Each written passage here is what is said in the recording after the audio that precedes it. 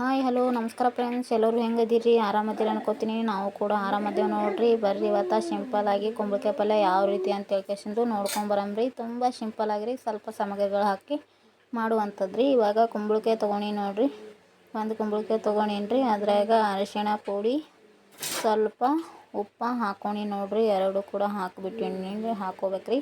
ಇವಾಗ ಬೊಗಣಿ ಇಟ್ಕೊಂಡು ನೋಡ್ರಿ, ಬೊಗಣಿ ಇಟ್ಕೊಂಡು ಸ್ವಲ್ಪ ಎಣ್ಣೆ ಹಾಕ್ಕೊಂಡ್ರಿ. ಎಣ್ಣೆ ಹಾಕ್ಕೊಂಡು ಬೆಳ್ಳುಳ್ಳಿ ಹಾಕ್ಕೊಂಡ್ರಿ, ಸ್ವಲ್ಪ ಕೆರಿಬೇವು ಹಾಕ್ಕೊಂಡ್ರಿ, ಎರಡು ಕಡ್ಡಿದಷ್ಟು ಕೆರಿಬೇವು ಹಾಕ್ಕೊಂಡ್ರಿ.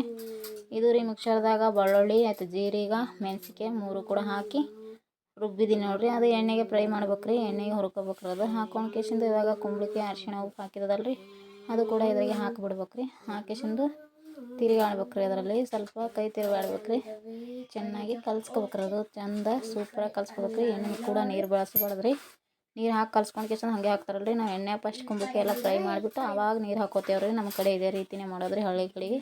ಇದು ಶೇಂಗಾದ ಪುಡಿ ನೋಡ್ರಿ, ಮಿಕ್ಸಿಯಲ್ಲಿ ಹಾಕಿ ಶೇಂಗಾದ ಪುಡಿ ರೀ, ಇದು ಕೂಡ ಹಾಕೋಬೇಕು. ಕುಂಬಳಕಾಯಿ ಪಲ್ಯ ತುಂಬ ಸೂಪರಾಗಿನೂ ಆಗ್ತದೆ ರೀ, ತುಂಬ ಗಟ್ಟಿಯಾಗಿನೂ ಆಗ್ತದೆ. ತುಂಬ ಸಿಂಪಲಾಗಿ ಮಾಡೋದು ನೋಡ್ರಿ, ಯಾವ ರೀತಿ ಅಂತ ಕೇಸಂದು ನೋಡ್ಬೋದ್ರಿ. ಏನು ಕೂಡ ನಾನು ಬಳಸಿಲ್ರಿ. ಇವಾಗ ನೀರು ಹಾಕ್ತಾಯಿದ್ದೀನಿ ನೋಡ್ರಿ.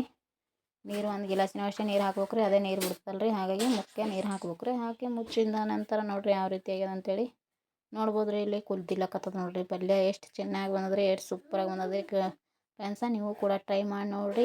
ಉಳ್ಳಾಗಡ್ಡಿ ಹಾಕಬೇಡ್ರಿ, ಚೆನ್ನಾಗಾಗಲ್ರಿ ಪಲ್ಯ.